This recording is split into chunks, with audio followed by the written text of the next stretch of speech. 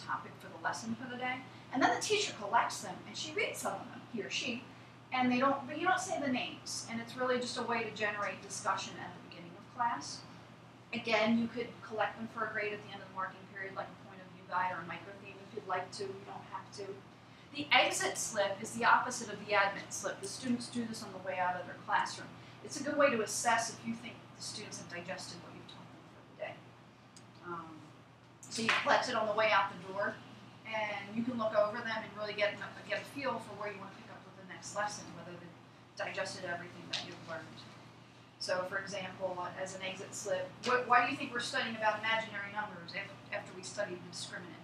Or what are the long and short-term causes of the Great Depression, just to see what they remember from your lesson. So these are just some examples of writing to learn activities.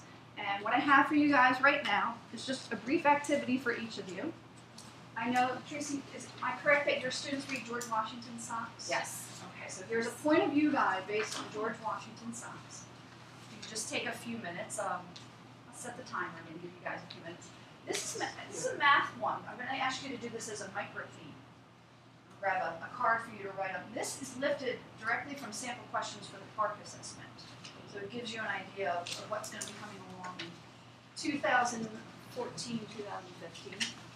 And Joe, I'm going to ask you if you could write a bio poem on Frederick Douglass.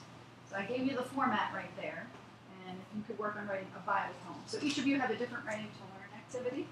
I'll set the timer for 3 minutes again. I'll get you something.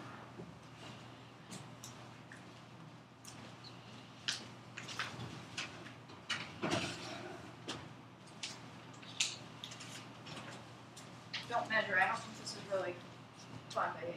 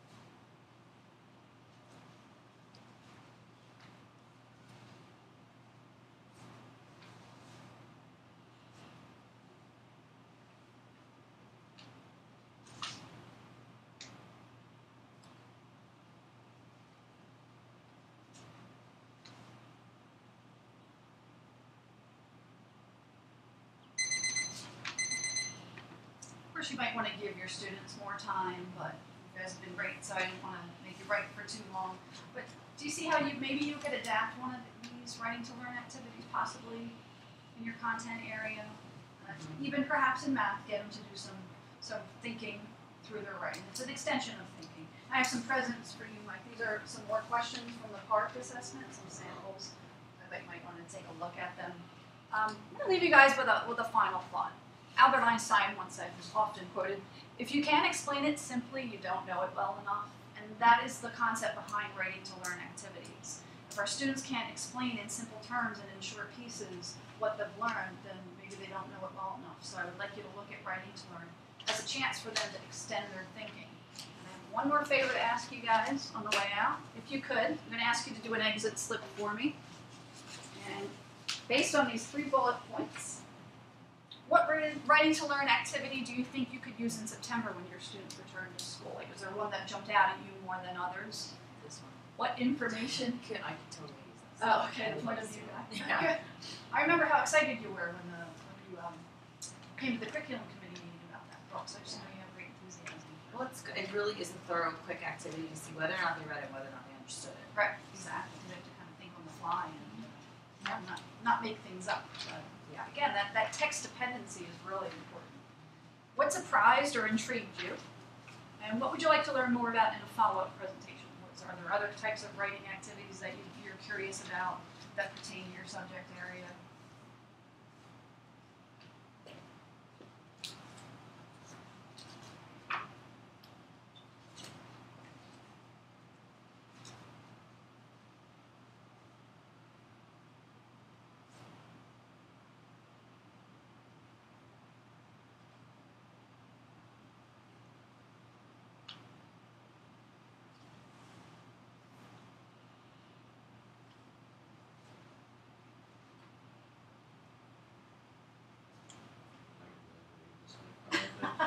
Don't worry about it.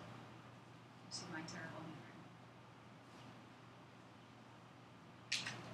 That's the beauty of these things. You don't have to worry about handwriting and grammar. It's probably surprised or intrigued you. And if nothing, you can put that as well.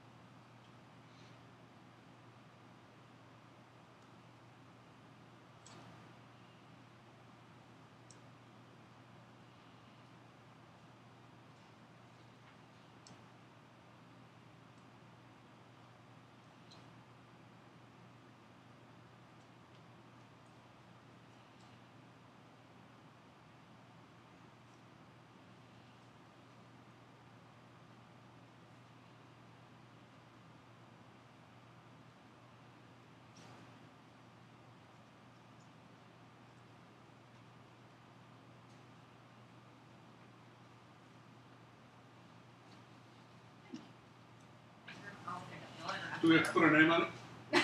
No, you don't. You don't necessarily have to. I thought you'd be interested in this too, Joe, and Tracy particularly. It's based on the English language arts, but it's showing you the shift in the types of questions that they're changing from the asked to the PARC assessment. But do you see the difference? Describe it. They go from describe a time when you failed at something to what makes Casey's experiences at bad humorous, talking about Casey at the bat. So the shift is away from the students talking about themselves to reading the text and making inferences and pulling evidence from there. So again, they have to read like detectives and write like reporters. So things are very different. Well, thank you guys for being here today. Really appreciate it. I'm going to. Are we not being recorded anymore?